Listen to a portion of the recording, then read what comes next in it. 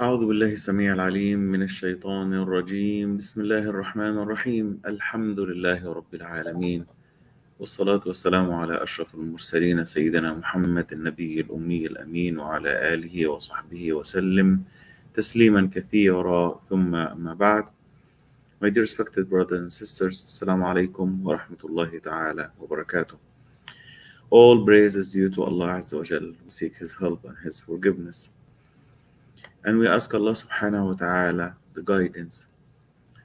By the name of Allah and with the blessing of Allah, we start a new session today, inshallah. But before that, I want to say to you the blessing and the mercy of this month, Alhamdulillah Rabbil Alameen, the month of Ramadan, the month of the Quran. And we starting now, Alhamdulillah Rabbil Alameen, to enter for the last 10 days in Ramadan. So tonight, inshallah, it could be the night of the power, Laylat al-Qadr. Because as we know that the Prophet of Allah, peace and blessing be upon him, he said that it's gonna be on an odd night, the last 10 nights of Ramadan, and it is an odd night, it's meaning today, I mean tonight which is 21st and or 23rd or 25th or 27 or 2029. So the majority of the scholars they said it is could be on the majority of the scholars said 27, but the Prophet of Allah sallallahu alaihi wasallam said that it could be one of these five odd nights. And it is a blessing also from Allah subhanahu wa ta'ala. Because if we just know that it is in 27, we're gonna be focused everything. We'll do all worship we can ever uh, want on this only 27. But the Prophet of Allah sallallahu alaihi wasallam, he is the one who told us about that it could be one of the odd nights. So Alhamdulillah Rabbil Alameen, and instead of one night only, so it can be five different nights, inshallah Rabbil Alameen. Dear respected brothers and sisters, we have our brother, mashallah Rabbil Alameen, Dr. Muhammad Tarabin, may Allah bless him. Assalamu alaikum wa rahmatullahi wa barakatuh. My brother Dr. Muhammad. وعليكم السلام وعليكم السلام ورحمة الله وبركاته Sheikh Jalal. Assalamu alaikum to your wonderful guests and audience in this blessed night that you have ran to start it in this blessed way always. Jazakumullah khair. Alhamdulillah. Jazakumullah khairan. May Allah bless you. Ameen. Ya Rabbil Alameen. My dear respected brothers and sisters, today actually my brother, Dr. Muhammad Tarabin, he the one who chose the subject. And it is beautiful subject, really. Yani I have to give him the credit for that. May Allah bless him. Ameen. Ya Rabbil Alameen. He chose the subjects that migrants, the first migration to Al-Habasha. What happened? You know, my dear respected brothers and sisters, that Allah Azza wa Jal said that Ardullahi wasi'ah. The lands of Allah, the earth, or the lands of Allah, it is wide, it is huge, it is big. So the whole land is the whole dominion is the dominion of Allah Azza wa Jal, the whole creation. Allah subhanahu wa ta'ala is the one who created everything. Everything belongs to Allah Azza wa Jal. So there is no difference between Egypt or Syria or Iraq or Canada or Europe or Spain or America. All the land belong to Allah Azza wa Jal. Everything belongs to Allah. So that's meaning that we have no excuse that if we get oppressed, we cannot like practice our worshiping in some place. So we have no excuse. Why? Because all lands is belong to Allah subhanahu wa ta'ala. We go and we start over. We start over right away. And we have, Alhamdulillah Rabbil Alameen, a lot of talk about this particular point. Really great, one of the greatest subjects, Alhamdulillah Rabbil Alameen. And I will leave the microphone now to my brother, Dr. Muhammad. What you can tell us about this migrate from the Prophet of Allah sallallahu alaihi wasallam when he said to the most of the companions, they are almost 80 people, including women, and he said to them that you can migrate to Al Habasha. You go to the one of the king there. It has one of the king that the people did not get oppressed there, and this is big and huge. like word from the Prophet of Allah sallallahu alaihi wasallam toward An-Najashi, Malik al-Habsha. Back to you, my brother, inshallah. جزاكم الله خير. اللهم صل على سيدنا محمد وعلى آله وصحبه وسلم. Yes, we talk a lot about different events in the Islamic history, in the early Islamic days. We take a lot of lessons from these stories, if I may say, or events, as Allah demonstrated to us subhanahu wa ta'ala in the Quran, when he mentions the different events and the different stories. And when, for example, Prophet Musa stood in front of the Pharaoh, and what was the conversation, when also Ibrahim alayhi salam talked to Al-Namrud, and the argument that happened.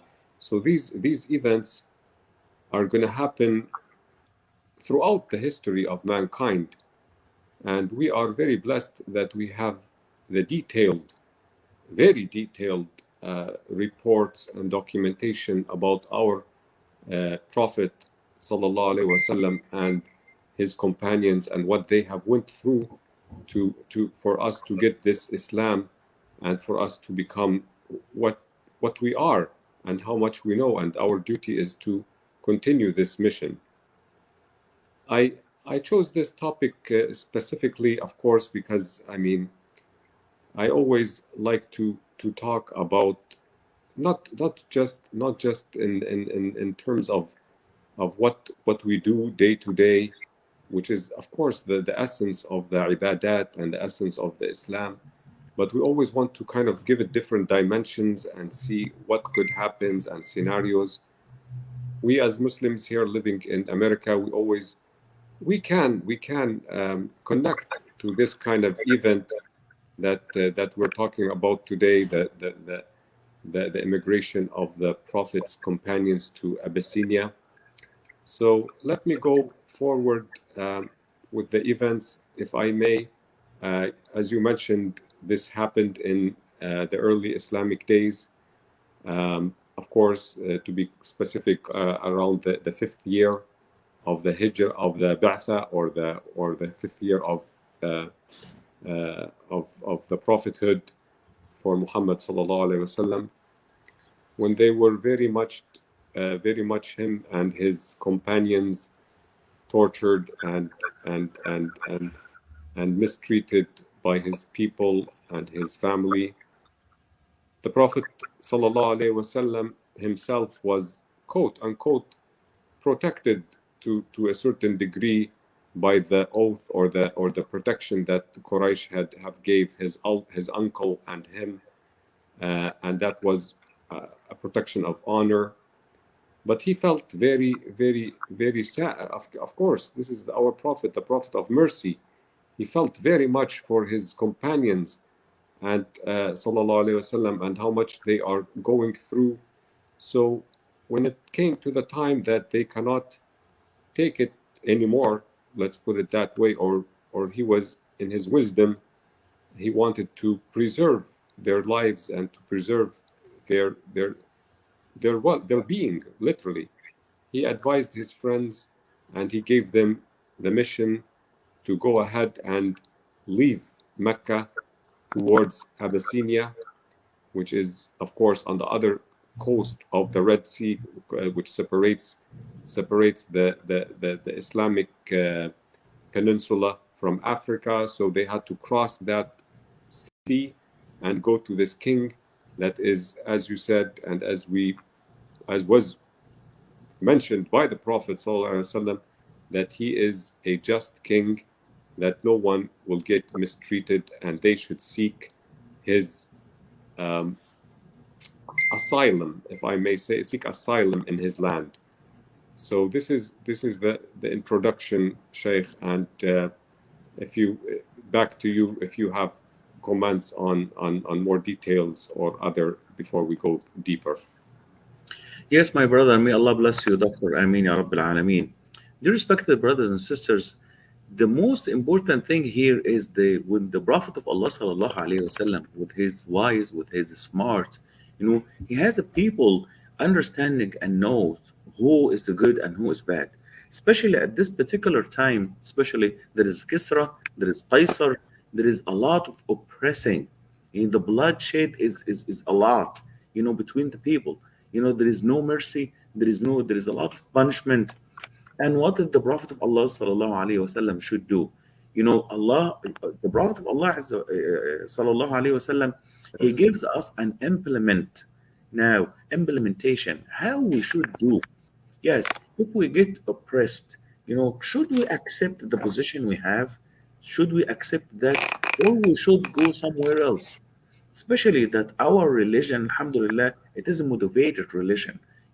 We cannot accept like al-qahr and al-dhulm and oppressing and just stay like that and say, oh, Allah will find a way. It looks like, with all my respect, for example, that a lot of people mistakenly thinking that the Jannah, that if I did not fasting, if I'm not fasting, if I'm not praying, if I'm not make any good deed, if I'm not reading Quran, or end of the day, the Jannah will open doors wide and say to me, hey Muslim, come here, this is the way. This is not gonna happen.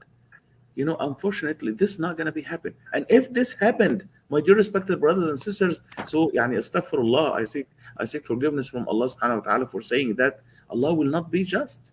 It's not going to be fair. How? Subhanallah al-Azim. Allah Azza wa Jal even said, قُلْ هَلْ يَسْتَوِي. If they are equal, the people who knows and the people who working and the people who did not work, of course not. And that's why you have to take ourselves out of this position. So the Prophet of Allah sallallahu alaihi wasallam, when he see that his companions get oppressing and get they torch them and give them a lot of punishment and they put them well down, including he asking Allah Azza wa Jal, but also he used his mind. And he searched and he said to them, go to this king. The king, he's a righteous man. He's a righteous man. And by the way, the Najashi, it is a position. So his name is not Najashi, his name, no, but this is the position. Same like president or king or, So subhanallah al-azim, he said to them, go to this one. He is a righteous man. He's Malik al-Salih. He's the righteous one. Although he doesn't accept the Islam yet. Till now, he's a Christian, and accept the Christianity. Back to you, my brother, Dr. Muhammad. May Allah bless you. Ameen ya Rabbil Alameen. And may Allah bless all this beautiful and wonderful gathering. Ameen ya Rabbil Alameen. May Allah bless you, Shaykh. So yes, we are now standing in front of the king, the just king, and this is a narration reported by Salama radiyallahu anha, and we're going to talk to you today right now about the conversation that happened once this group of companions, may Allah bless them, stood in front of the king, and what was the talks, what happened at that minute. So the lead speaker was Ja'far radiyallahu anhu ibn Abi Talib, one of the companions and dear companion to Prophet Muhammad sallallahu alaihi wasallam. He stood in front of the king and he said, so listen to this. أيها الملك كنا قوما أهل جاهلية. Oh dear king, we were people of ignorance and bottom line pre-Islam, paganism. نعبد الأصنام. We used to worship idols. نأكل الميتة. We used to eat the dead animals. نأتي الفواحش. We commit any kind of all the types of bad doings or incests. We نقطع الأرحام. We cut off our kinships. نسيء أو الجوار. We cut off or we're bad to our neighbors. And يأكل منا القوي الضعيف. and the strong is the one who's dominating the weak and abusing the weak. كنا على ذلك حتى بعث الله إلينا رسولا منا.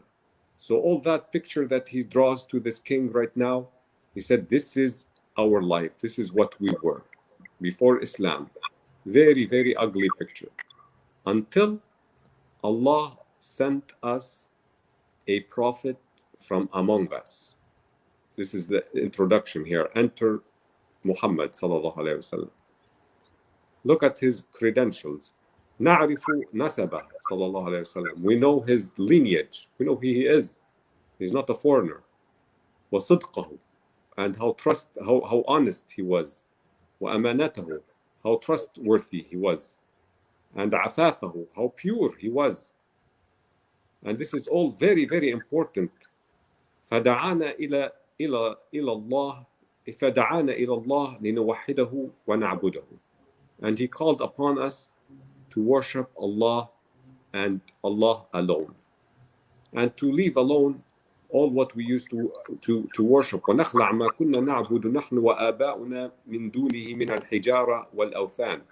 And leave all what we used to worship before from the rocks and the idols.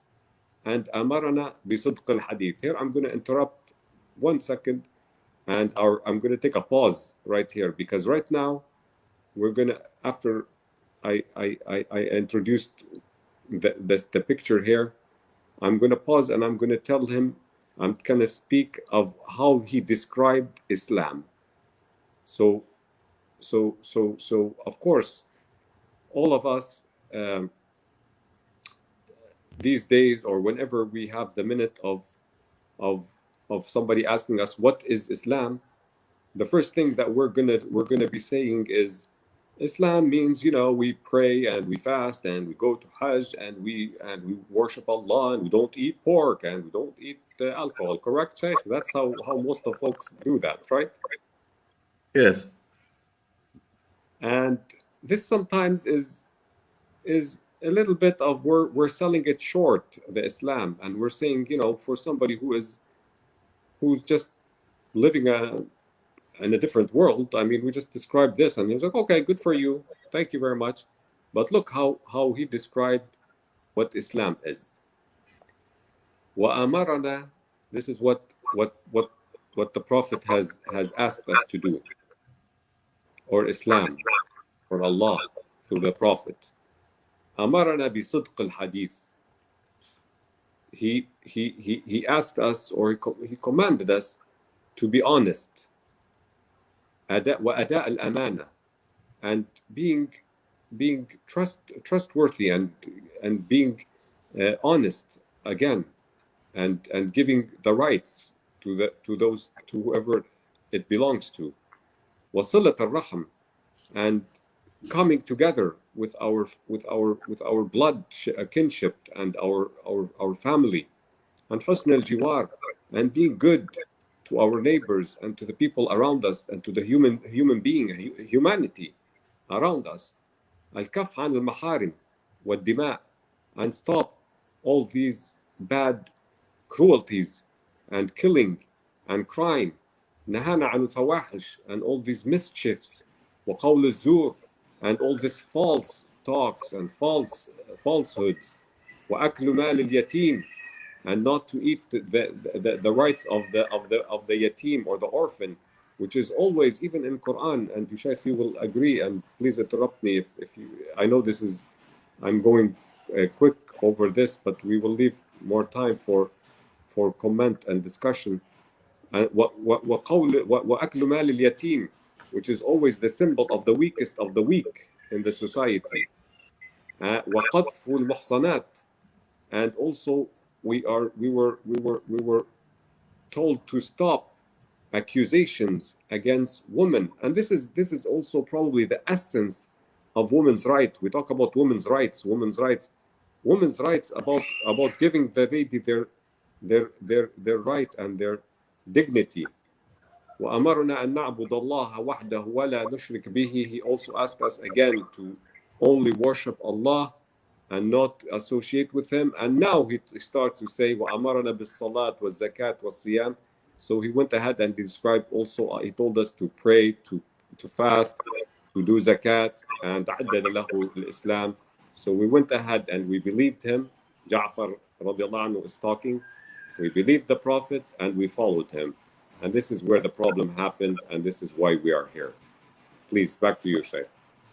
Jazakumullah khairan. This is really great topic, my brother. May Allah bless you. Ameen ya Rabbil Alameen. Dear respected brothers and sisters, the people of Quraysh, they did not like stay calm. They sinned. The people also with they sent Amr ibn al-As. They sent them with the disbelievers in order, and they bring a lot of gifts to an-Najashi in order to stop him and tell him, you know what, just send these people back. Let them go back to where they come from. So the Najashi, he's smart, and he doesn't like give them just like a decision just like that. Especially that those people, they come to him, so he welcomed them. But now he want to know what's happening, and that's why he asked Ja'far ibn Abi Talib, and he said to him, what's happening? Why you are here? So he said to him the great message that you mashallah, you said it, to my wonderful guest. So when he said to him that, Amr ibn al-As, now he thinking, or he felt that they are in a bad position, because an-Najashi, he welcomed all Muslims. So what's happening now? So he wanted to change and put the table upside down, on the Muslims. So he said to him, you know what? Tell them what they do. They said a lot of bad things about Isa ibn Maryam, Jesus, peace be upon him, peace and blessing be upon him. So at this time, he want also to learn or to listen. Did you say anything bad about Jesus? Because the guy is Christian, he accept the Christianity, and he's good. So what happened after that? How the Muslim defend, you know, Subhanallah al-Azim, they started to say, they thinking, or they thought that the best thing to say is what the book of Allah subhanahu wa ta'ala, what is the Quran said about Isa ibn Maryam. And they start to saying to him from Surah Maryam. And when they going on and on and on, he found, because he used his mind, and he said that there is no any difference between what we said, except for like little bit different, just little bit different. So there is no any difference, between what they said. And of course, her turn, he asked, I think Abu Sufyan, he asked him, did the guy from outside as you said, now Najashi asked who, Amr ibn al-As, he asked the people of Quraysh. He said to them, did this man, meaning Muhammad, peace and blessing be upon him, alayhi salatu wasalam, is he from outside? Is he from a foreigner, like you said? So they said to him, no, he's from us. He said, did he lie? So at this particular time, subhanallah al-azim, stay, even the disbelievers, they want even to kill the Prophet of Allah sallallahu alaihi wasallam, but still they have some manner, and they said, no, he never lied. Allahu Akbar. You see? So they said that about him. Did he steal? Did he do this? Did he do this? They said to him, no, he's honest. So Alhamdulillah Rabbil Alameen, they even said the truth about the Prophet of Allah sallallahu alaihi wasallam. So the king, for example, do you remember the queen of Saba, Malikat Saba, when she sent to Prophet Suleiman, she sent to him a lot of gifts, right? A lot of gifts. This is what they used to do. When you go to this king or something, give him a lot of gifts, so it's meaning it's okay. He gonna agree upon everything you said, But he is the righteous, Subhanallah al-Azim, and that's why the Prophet of Allah sallallahu alaihi wasallam, with his smart, he said to them, "Go to him." I back to you, inshallah. Then after that, we'll continue. Yes, yes, Sheikh. Thank you, thank you. This is very, very, very very important and very it touches upon us, all these words, because even though, I mean, we again, we're trying to put it into perspective. Why do we talk about these messages? Why do we have in the Quran ayat very clear, like the ayah that says ليس البر أن تولوا وجوهكم قبل المشرق والمغرب ولكن البر من آمن. So this is بالله واليوم الآخر والملائكة so this is I will recite it at the end if you allow me. So basically, we are faced every day. So me and of course, I mean, any one of us is not Ja'far, is not Prophet Muhammad, is not but Sallallahu Alaihi Wasallam is not, but we are responsible for this kind of dialogue that you are talking about and that we are describing here today, that we are going to always face with smart people and wise people and people who are basically going with their human instincts and their human senses, like Najashi, how he followed his religion, his Christianity, but he was also smart and he was also wise. And these days we live in societies that there are ultra smart people.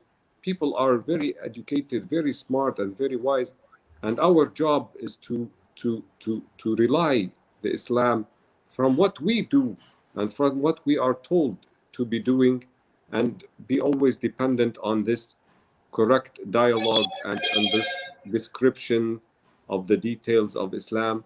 So we will have to, and then and only then probably we will rise to the level that we have also given the message, because we all are here and we all are on earth to na'bud Allah, to worship Allah, and part of the worship is to spread the message and spread it wisely whenever we have these moments. Shaykh, back to you.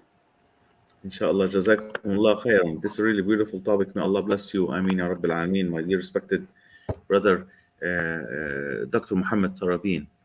Actually, my dear respected brothers and sisters, after that, Al-Najashi, the king Al-Najashi, he accepted the Islam and he became a Muslim. Alhamdulillah Rabbil Alameen. But you know that he never seen the Prophet of Allah Sallallahu Alaihi Wasallam. He never met him. You know, there is no subhanallah azim time to meet him. And he died on the 9th years of Al-Hijrah, from the Hijrah, from the migrant, 9 years after, at the 9th years.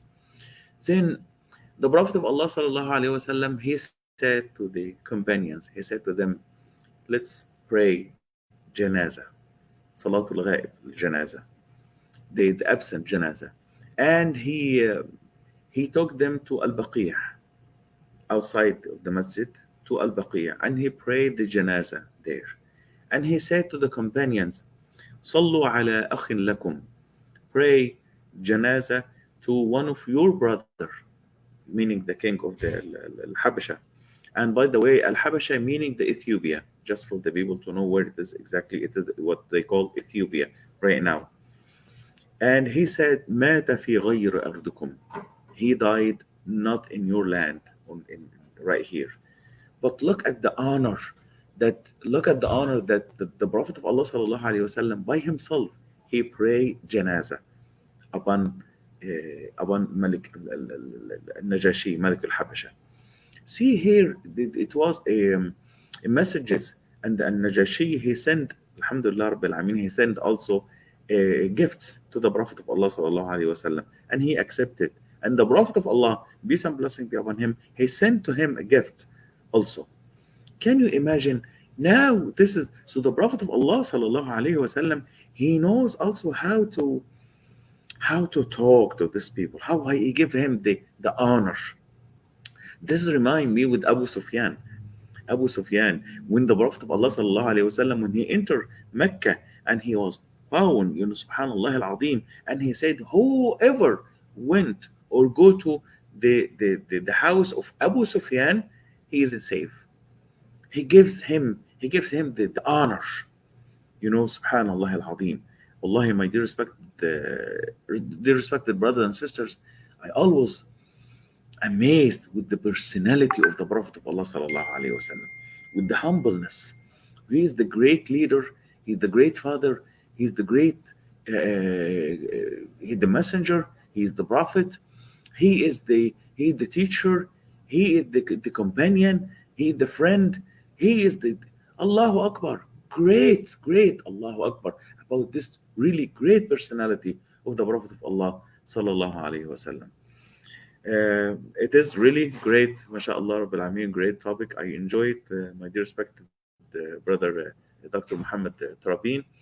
And may Allah bless you and may Allah accept. Ameen, Ya Rabbil Alameen. End of the day, my dear respected brothers and sisters, like we said, Allah Azza wa Jalla said, وَأَرْضُ اللَّهِ وَاسِعَةٌ. Because those particular people, when they back in the day of judgment and they say to Allah Azza wa Jal, كنا مستضعفين في الأرض. We are very weak and get oppressed from the people. So Allah Azza wa Jal is saying to them, ألم تكن أرضي واسعة. Isn't my land of Allah subhanahu wa ta'ala, it is so wide, فَتُهَاجِرُوا, so you can migrate there. Subhanallah al-Azim. So it is really, we have a lot of lessons from this particular, the first hijrah, from the companions of the Prophet of Allah sallallahu alaihi wasallam. The Prophet of Allah, peace and blessing be upon him, he doesn't like stay calm and what we should do. Okay, and when we were gonna ask Allah subhanahu wa ta'ala what we should do, we should do the first step. Then after that, with the blessing of Allah Azza wa Jal.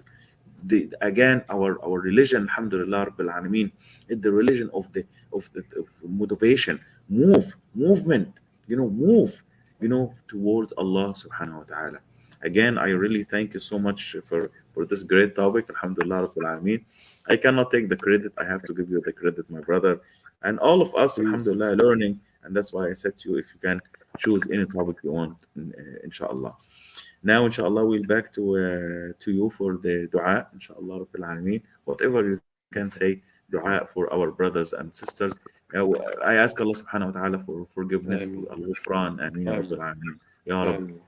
and to open the doors of mercy and to open the doors of the tranquility and to give them the great life and to be healthy there and their families, Ameen, Ya Rabbil Alameen, and prevent them from all kind of sicknesses and viruses and badnesses, and to attach our hearts and all Muslims ummah heart together, to love, to spread the love between Muslim ummah, Ameen Ya Rabbil Alameen, and to give them the cure our heart, makes us better Muslims, better believers, Ameen Ya Rabbil Alameen, and accept their Ameen. fasting, accept their prayer, accept their ruku' and sujood.